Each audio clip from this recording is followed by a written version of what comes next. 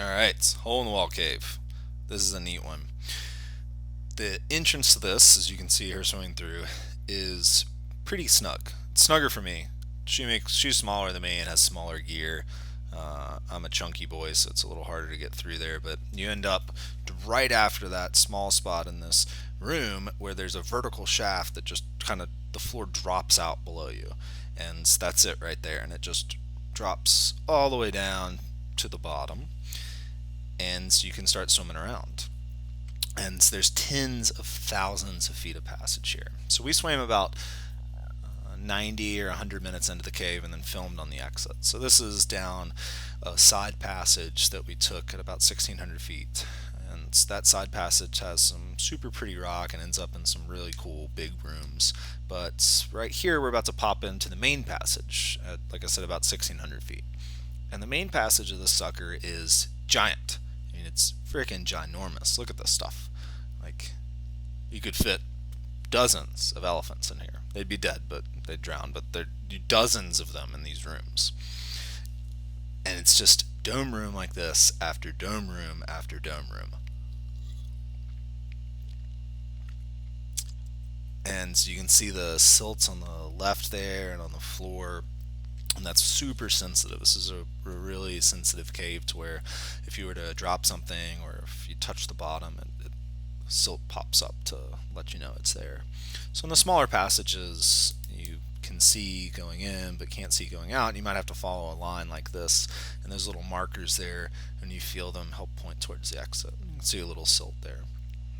But in these big passages, you just cruise around and look around and think about the fact that you're swimming under people's houses and under roads and maybe Winn-Dixies or Piggly Wigglies or whatever's topside, because this thing snakes and turns underneath everything, and it's wicked big. And this isn't even the biggest stuff in this cave. This is just what's close to the entrance. There's some rooms back here that you could fit airplanes in, if you could get them through the entrance, which is pretty small.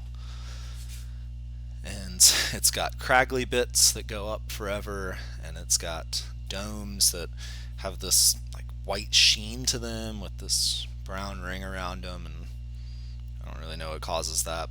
And then it also has tunnels like this where water has just moved through for dozens and dozens of years to form these passages that we can just kind of swim around for fun. This area here, I think, is where we can actually see the domes. You see the brown rings at the top with the white middle. And yeah, that's a little clearer there. Like I said, I don't really know what that is, but they're pretty nifty. And then right here we kind of pop up and then we drop back down this big fissure crack, and all of this is accessed by that kind of squeeze through at the beginning, which is just this whole kind of a rock wall in this pond. That's like a recreational pond that people booze cruise around and boat around, and we get to cave dive in it, so it's pretty neat.